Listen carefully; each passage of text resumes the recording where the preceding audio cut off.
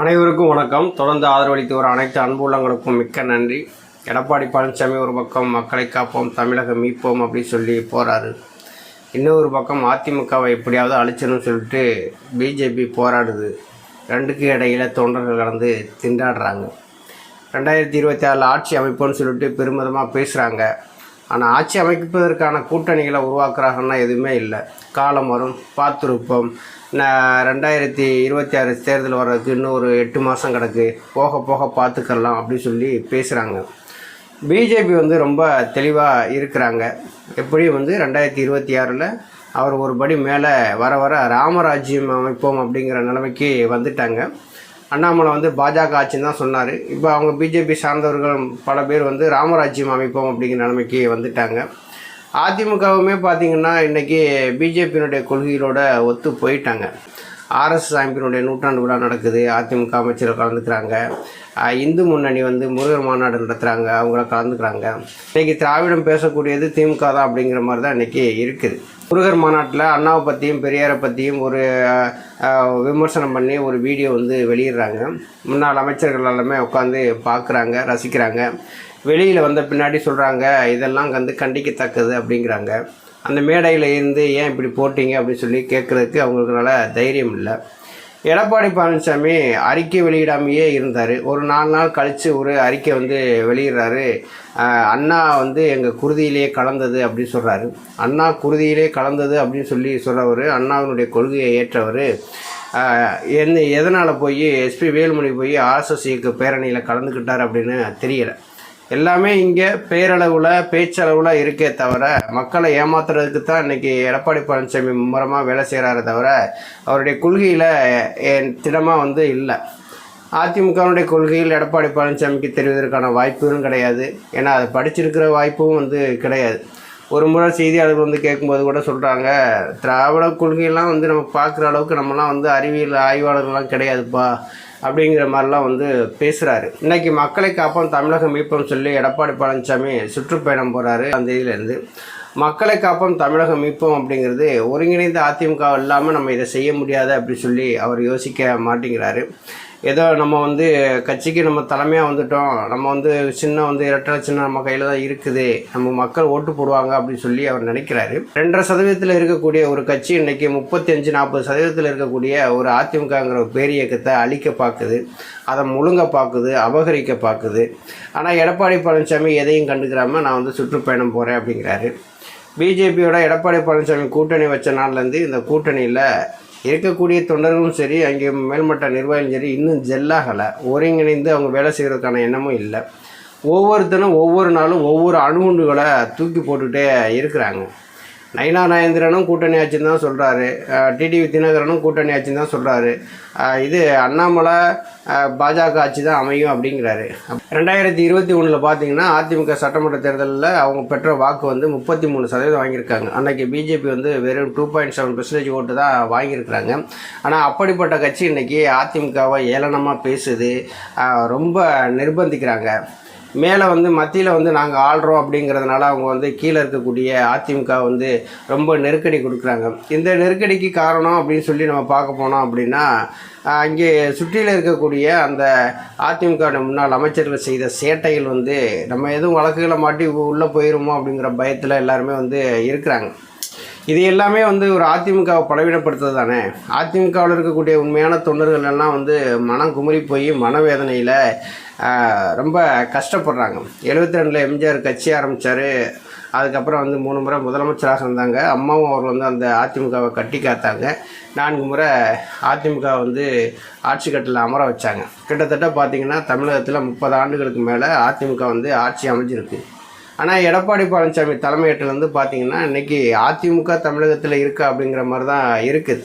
ஏன்னா அதிமுகவும் பிஜேபி இன்றைக்கி ஜெல்லாயிட்டாங்க. கூட்டணி கட்சின்னு சொல்லி பேசிக்கிட்டு ஜெல்லாகலை, கொள்கை ரீதியாகவே 2 பேருமே செல்லாயிட்டாங்க. சமத்துவம், சமநீதி இதை பற்றி பேசுகிறதுக்கான வாய்ப்புகள் இங்கே இல்லாமல் போச்சு.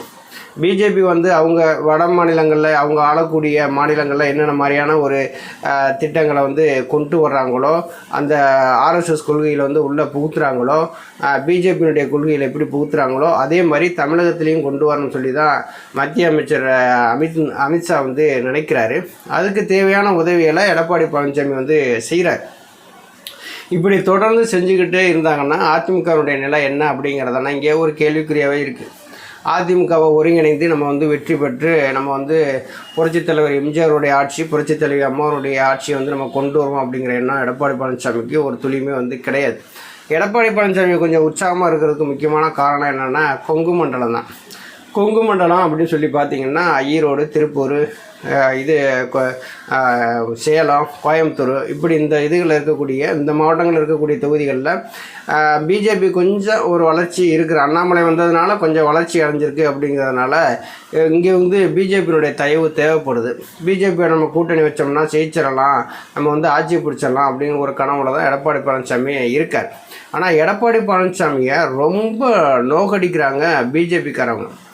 கூட்டணி வச்சதுனாலேருந்தே வந்து எடப்பாடி பழனிசாமியை வந்து மானத்தை வாங்குறாங்க. ஆனால் இது எடப்பாடி பழனிசாமிக்கு ஏன்னா புரிகிறது இல்லை.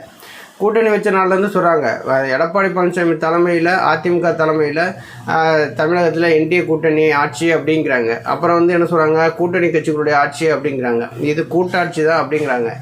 எடப்பாடி பழனிசாமி ஒரு நாள் என்ன சொன்னார், இங்கே கூட்டணி ஆட்சிலாம் கிடையாதுங்க, நாங்கள் தனிச்சு தாங்க ஆட்சி அமைப்போம் அப்படி சொல்கிறார். திரும்ப திரும்ப திரும்ப திரும்ப கூட்டணி ஆட்சின்னு சொல்லும்போது என்னது அப்படின்னா எடப்பாடி பழனிசாமி ஒரு கட்டத்தில் ரொம்ப சோர்வாயிடுறாரு. சோர்வான ஒன்று அப்படின்னா இந்த கூட்டணியே வேணாங்கிற அப்படி நிலைமையில தான் இன்றைக்கி வந்து இருக்கிறார். அங்கே இருக்கிறவங்க எல்லாருமே அதை தான் பேசுகிறாங்க. பிஜேபியோட எதுக்கு கூட்டணி வைக்கணும், பிஜேபிக்கு என்ன ஓட்டு பெர்சன்டேஜ் இருக்குது, இப்போ 2024 சட்டசபை தேர்தலில் 18% வாங்குறேங்கிறாங்க. 18% வந்து எப்படி அவருக்கு வந்து கிடச்சிருக்கும் சொல்லுங்கள். இப்போ பிஜேபி வந்து தனித்து நின்றதுன்னா அந்த 18% வாக்கு வந்து கிடச்சிருக்குமா? அதில் ஐயா OPS, TTV Dhinakaran, AC Shanmugam, Parivendhar, John Pandian, GK Vasan, இப்படி எல்லா கட்சிகளும் சேர்ந்து தானே ஒரு 18% வாங்கியிருக்காங்க. இப்போ பிஜேபி மட்டும் தனிச்சு நின்று நாங்கள் வந்து 11% ஓட்டு வாங்கியிருக்கோம் அப்படின்னு சொல்கிறாங்கன்னா அந்த சதவீத வாக்குகள் வந்து எப்படி கிடைச்சது? எல்லா கூட்டணி கட்சிகளும் வந்து சேர்ந்து ஓட்டு போட்டதுனால தானே. அவங்க போட்டியிட்ட தொகுதியில் மட்டும் பிஜேபிக்காரங்க மட்டுமா போட்டாங்க, எல்லா கட்சிக்காரங்களும் போட்டுப்பாங்கல்ல. அப்போ வந்து அந்த ஓட்டு சதவீதத்தை வந்து நம்ம எப்படி கணக்கில் எடுத்துக்கிறது? பிஜேபி நாங்கள் 18% வாங்கியிருக்கோம் அப்படின்னு சொன்னீங்கன்னா 18% எல்லா கூட்டணி கட்சிகளுடைய வாக்குகள் எல்லாமே அதில் அடங்கியிருக்கு. அதனால் பிஜேபி வந்து 18% சொல்லவே முடியாது. ஒரு கூட்டணி அமைச்சு நீங்கள் தேர்தலை சந்திச்சிட்டிங்க அப்படின்னா அந்த கூட்டணி கட்சிகளுடைய வாக்கு தான். இது தனித்தனியாக பிரிக்க விட முடியாது. தனித்து சுயேட்சையாக இப்போ நாம் தமிழர் மாதிரி தனித்து நீங்கள் நிற்கிறீங்க அப்படின்னா அவங்க வாக்கு வாங்குறாங்க அப்படின்னா அது வந்து அவங்களுடைய வாக்கு. இப்போ நாம் தமிழர் கட்சி வந்து பார்த்திங்கன்னா 2016 தேர்தலாக இருக்கட்டும், 19 தேர்தலாக இருக்கட்டும், 2024 இருக்கட்டும், பார்த்திங்கன்னா படிப்படியாக வளர்ந்து இன்றைக்கி மாநில அந்தஸ்தில் ஒரு கட்சியாக வந்து மாறி இருக்குது. அது அவங்க தனித்து அவங்க வாங்கக்கூடிய கட்சி. அது மாதிரி இன்றைக்கி வந்து பிஜேபி வாங்கியிருக்கானா? பிஜேபி கிடையாது. வெறும் மிஞ்சி போனால் தமிழ்நாட்டில் வந்து பிஜேபிக்கு வந்து ஒரு 3% வாக்குக்கு மேலே தாண்டாது. அப்படிப்பட்ட ஒரு கட்சி 30 ஆண்டு காலம் ஆட்சி செய்த அதிமுகவை இறுக்கி பிடிச்சி அழிக்க பார்க்குது. அதுக்கு எடப்பாடி பழனிசாமி உறுதுணையாக இருக்கார். இன்றைக்கி வந்து மக்களை காப்போம், தமிழகம் மீட்போம் அப்படி சொல்லி போனால் எடப்பாடி பழனிசாமி யாராவது நம்புவாங்களா? அது வேறு சொல்லியிருக்காரு, 2026 நான் உங்களுக்கு ஒரு வாக்குறுதியை கொடுக்குறேன், இது திமுக விட்டு சென்ற அமைதி, வளம், வளர்ச்சி, மாநில உரிமையை வந்து மீட்டெடுப்பு தான் என்னுடைய முதல் கடமை அப்படின்னு சொல்லி போகிறாரு. இவர் இப்போ எல்லாம் வீரவசனம் வந்து எல்லாருமே பேசலாம்.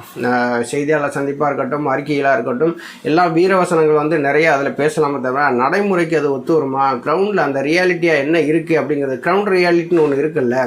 மக்கள் வந்து எடப்பாடி பழனிசாமி தென் மாவட்டங்கள் எப்படி பார்க்குறாங்க, வட மாவட்டங்கள் எப்படி பார்க்குறாங்க, மேற்கு மாவட்டங்கள் எப்படி பார்க்குறாங்க, டெல்டா மாவட்டங்கள் எப்படி பார்க்குறாங்கன்னு ஒரு இது இருக்குல்ல.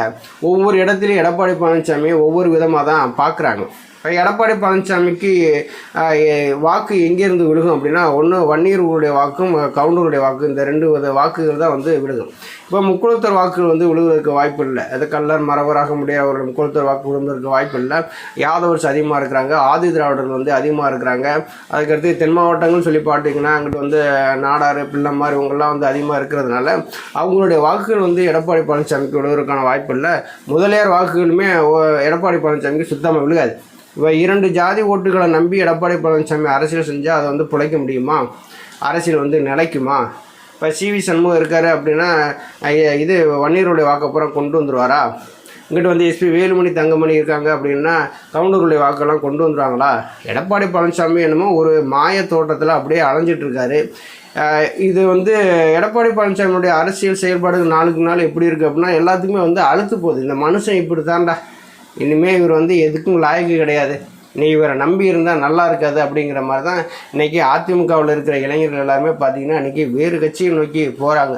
அந்த இளைஞர்களை தடுத்து நிறுத்தவாத எடப்பாடி பழனிசாமி ஏதாவது செஞ்சிருப்பாரா அப்படின்னா அதுவும் எதுவுமே வந்து செய்யலை. இன்றைக்கி எடப்பாடி பழனிசாமி என்ன பண்ணிட்டாரு, இன்றைக்கி அதிமுகங்கிற கட்சியை 2% இருக்கக்கூடிய ஒரு பிஜேபி கட்சியோட போய் அடகு வச்சு இன்றைக்கி வந்து பிஜேபி கொள்கையோடு ஒத்து போய் இன்னொரு பிஜேபியினுடைய தலைவராக எடப்பாடி பழனிசாமி மாறி இருக்கார்.